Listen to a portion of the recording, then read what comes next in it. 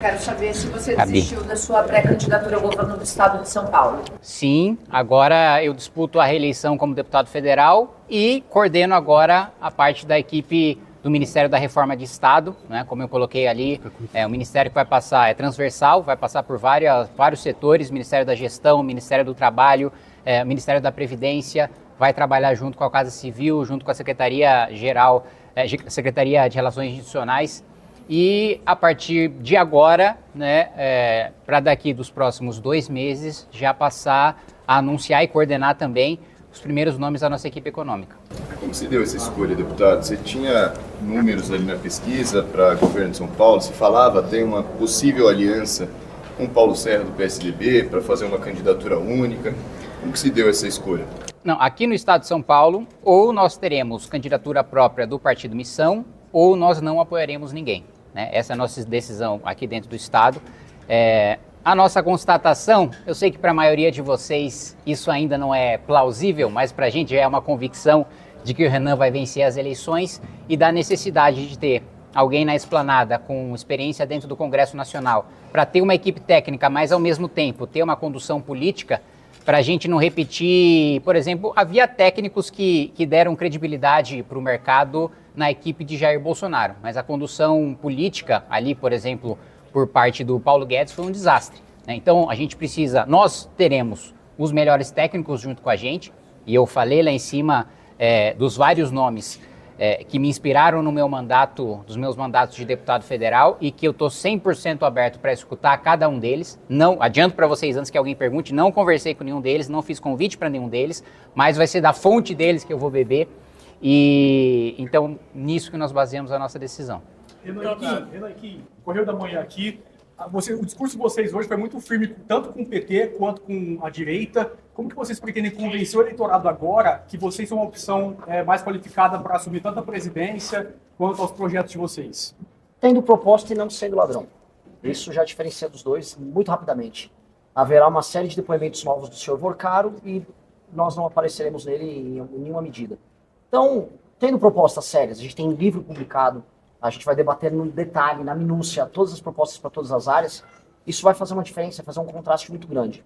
A segunda questão, que é a questão da tomada de decisão de voto do eleitor, é a da viabilidade. Pois bem, nós estamos ultrapassando já os governadores, nós estamos em uma tendência de subida, nós estamos ganhando momento em todos os setores da sociedade. Da Faria Lima, tivemos declarações recentes de figuras muito influentes, que eu fico muito feliz em receber apoio deles, até da base da população brasileira. Agora, a minha volta do Pará me deixou muito chocado e muito feliz. E esse momento vai se somar também a uma constatação óbvia que o Flávio Bolsonaro não tem nenhuma condição de vencer o Lula. Por uma questão lógica, as pessoas tomarão uma decisão pragmática também em olhar para aquele que é viável, que está vindo logo em terceiro, para colocar em segundo, e aí, como diz o Kim, aí é segundo turno e história. Exato. O tema é urna eletrônica, confiabilidade ou voto impresso. Qual a posição do senhor sobre esse nosso sistema de votação? Pra gente essa história é uma história encerrada. Essa não é uma história que a gente está colocando em discussão nessas eleições. Só para entender, vocês, embora o deputado Kim não tenha aceitado ser candidato a governador, o Missão terá candidato aqui em São Paulo? Você falou que pode ser essa decisão será tomada em breve, é isso? Ou ter candidato ou não apoiar ninguém? Entendi? É isso. Mas aí vai ficar sem palanque em São Paulo, Renan? Quando eu falei lá em cima que eu não acredito nessa história de palanque, é porque eu acho que isso é um termo antigo da política, em que você precisa de uma estrutura de um aliado para você conseguir fazer um evento, para você conseguir ter acesso à imprensa. Eu não preciso disso na candidatura e na pré-candidatura. De verdade, eu consigo fazer todos os meus eventos e rodar as nossas agendas sem ter um aliado, candidato. A nossa lógica política é uma lógica, vamos botar aí, 3.0, não é nem da internet, é já pós redes sociais, é das comunidades. A gente tem uma comunidade muito engajada e isso nos permite fazer pré-campanha e campanha sem demandar isso. Quem seriam os possíveis candidatos do Missão a governador, agora que o Kim não será? Bom, primeiro, Zanini, a nossa escolha ou é ter uma candidatura própria ou é não ter e não apoiar ninguém. Eu acho que isso precisa ficar claro no primeiro momento. Segundo ponto, nós estamos conversando com algumas pessoas, alguns quadros que estão filiados ao Partido Missão, né? Não haverá coligação no estado de São Paulo, a não ser que aconteça algo extraordinário, mas são quadros próprios nossos e que a gente ainda não pode falar para você. Não Num pode sair cenário alguém. hipotético, no segundo turno, imaginar que seja Tarcísio e Fernando Haddad, vocês não apoiariam ninguém? A gente não vai falar de segundo turno antes de definir o nosso candidato no primeiro. Então, as pesquisas apontam que caso você não seja o candidato, a chance do Tarcísio vencer no primeiro turno é muito grande. O que vocês têm a dizer sobre isso?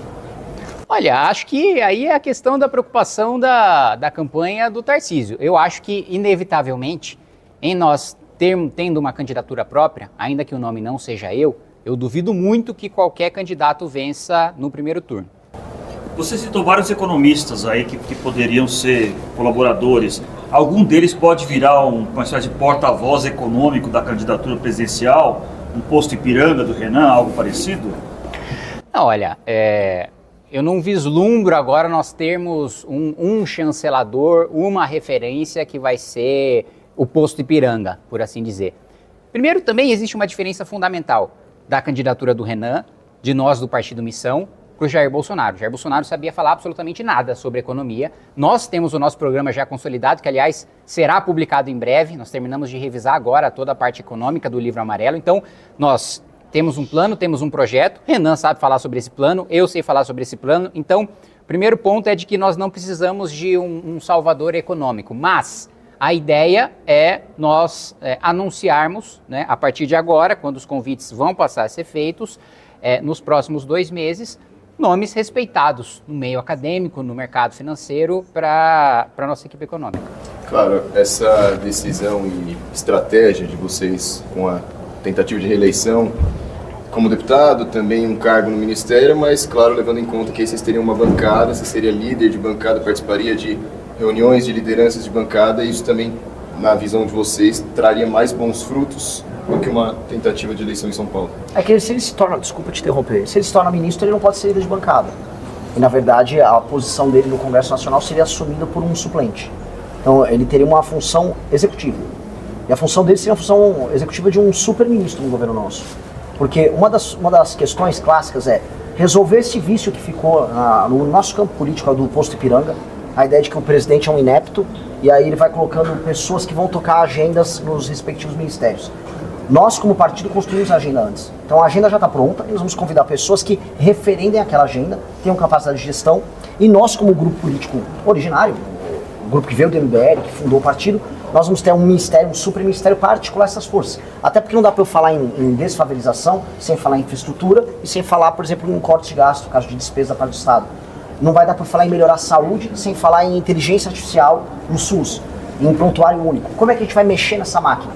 Tá aqui a bomba que eu estou jogando no colo dele. Mas é uma bomba que já vem com tese, já vem com os estudos, já vem com aquilo que o nosso grupo construiu anteriormente. E já existe esse suplente? Não, aí depende da ordem dos candidatos na eleição, né? A gente não sabe quanto cada voto cada um vai ter. Quantos candidatos vocês pretendem eleger, federais e estaduais? Todos. 513. Todos. Por São Paulo? Vai, 2, 3? 70. Não, mas assim, essa é uma pergunta que ela... É conta, né? Não, é conta. Por exemplo, se é uma pesquisa real-time Big Data. Se a eleição fosse hoje, eu teria 10% para presidente do estado de São Paulo. Se eu jogasse uma razão em proporção com o que o Almoedo jogou de voto de legenda Partido Novo, ele jogou 35%. 35% aqui em São Paulo, vamos falar que São Paulo tem 20 milhões de eleitores, eu fazer 10 são 2 milhões, 35 são 700 mil. São duas cadeiras e um terço. Só eu jogaria. Fora os votos que ele e os outros teriam. Isso, então, de legenda. Ele não está contando os votos individuais. Então, somando, eu acho que a gente faria no mínimo, num cenário desses, 5 cadeiras para deputado federal. No cenário de hoje, de acordo com o Real Time Data, que é um tipo de pesquisa que eu não concordo tanto com o método. Dito isso, como eu vou crescer muito, eu acho que o céu é o limite, eu acho que para ser presidente eu tenho que sair pelo menos 15 em São Paulo. Candidato, o que seria, em resumo, a desfavelização? É literalmente desfavelização. É o que é uma favela não ser mais uma favela. É a ideia de você ir para um bairro que hoje não tem saneamento básico, em que as pessoas não têm título de propriedade sobre as suas moradias, em que os índices educacionais são mais baixos, em que a gravidez da adolescência está mais presente, em que em quase todos os casos o crime organizado está presente, em que as construções não foram autorizadas pela prefeitura, em que em geral são oriundas de uma invasão. Essas construções serem alvo de uma ação revitalizadora por parte do Estado, que transforma aquilo num bairro, com ruas, arborização, com lei e ordem, com tratando aquelas pessoas de maneira digna. e com investimentos muito pesados através de uma política de leilão reverso, para que em 10 anos o Brasil não tenha mais favela. Que a ideia é criar um marco nacional de desfavelização. Então quando a gente fala isso, a gente está falando muito em termos literais, é literalmente entender que país sem favela não é país sério. Um país sério não tem favela. A gente não pode, como um grupo político sério, aceitar que o nosso próprio país seja assim.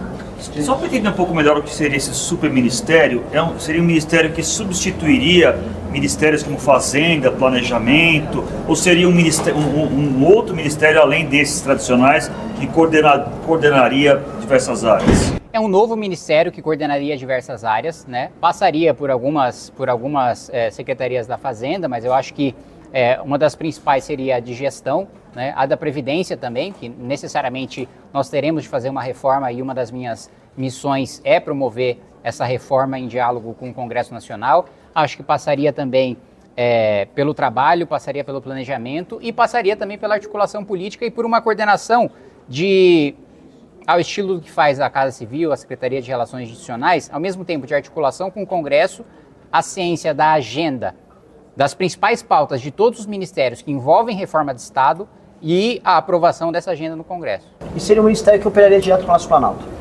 Seria transformar o Palácio do Planalto numa startup.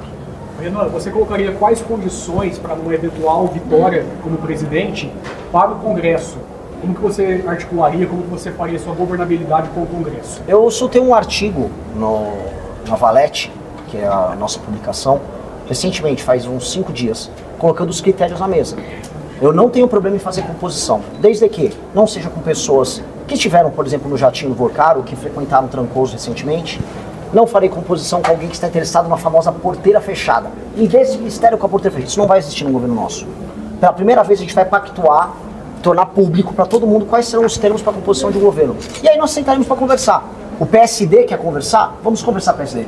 Vocês gostariam muito de cuidar da área vamos botar aqui, do Ministério das Cidades. Eles adoram cidades, é o partido que mais vem em cidades. Ok, olha, nós temos um plano que chama Lei de Responsabilidade Gerencial. Quer tocar conosco? Não, eu tenho outra ideia. Poxa, é uma pena. Não haverá porteira fechada nisso. Então nós vamos nos abrir para conversar com todo mundo. Até porque nações sérias têm governo de composição. A gente é, por excelência, formado por democratas. Nós somos um grupo democrático. Dito isso, os critérios têm que estar na mesa. A gente tem que requalificar a forma como a gente monta governo no Brasil para não ser aquela várzea que a gente conhece hoje. Hoje é uma várzea. Hoje você não sabe os critérios que fizeram com que o PMDB viesse a aderir ao governo do Lula. Que o PSD estivesse no governo anterior do Bolsonaro e agora está no Lula. Por quê? O que os levaram a fazer isso? As pessoas têm que saber. E os termos estão no artigo. A defesa de uma agenda muito clara, a subscrição, ou seja, eles vão subscrever aquela agenda, porque se você adere a um governo, você adere por causa de uma agenda. Se não é por causa de uma agenda, é por algum tema que não está claro. Então, será através da subscrição de uma agenda e do trabalho comum nessa agenda. Em São Paulo, a missão discute uma chapa com algum outro partido ou seria uma candidatura puro sangue? Deve ser uma candidatura puro sangue. Agora, mais uma vez, a política brasileira, a gente nunca sabe o que vai acontecer, mas a gente sabe que alguma coisa que a gente não sabe o que vai acontecer, vai acontecer. O imponderável torna-se regra cada vez mais. Então, assim, a princípio, não, mas a gente não sabe como o cenário vai estar daqui a 1, 2 meses. A gente não sabe como é que vão estar as pesquisas presidenciais, como é que vão estar as pesquisas para o governo do Estado. Aliás, no momento que a gente vive, a gente não sabe nem quem vai estar solto. A gente sabe que a gente vai. Agora, os outros... Isso. Obrigado, gente. Muito obrigado. Eu nunca mais vou prometer abrir mão de segurança. Nos meus 2 mandatos, por promessa, por compromisso com cada um de vocês, eu abri mão de segurança, poderia contratar via cota parlamentar. Mas nessa campanha, agora com um partido próprio, com um pré-candidato à presidência da República em ascensão, mais do que nunca nós somos uma ameaça real ao crime organizado. E é por isso que essa vai ser a primeira eleição que já na campanha eu vou ter que contratar segurança e carro blindado, e por isso eu peço a sua ajuda, a sua contribuição, porque nós somos o único projeto de país que ameaça PCC e Comando Vermelho. Por isso, nessa meta de ter recursos suficientes para contratar segurança, para contratar o carro blindado, eu peço a sua contribuição para minha vaquinha, que o link vai estar aqui embaixo. Gostou desse corte? Comenta aqui embaixo. Não se esqueça de deixar o seu like, se inscrever no canal e ativar o sininho para receber todos os vídeos.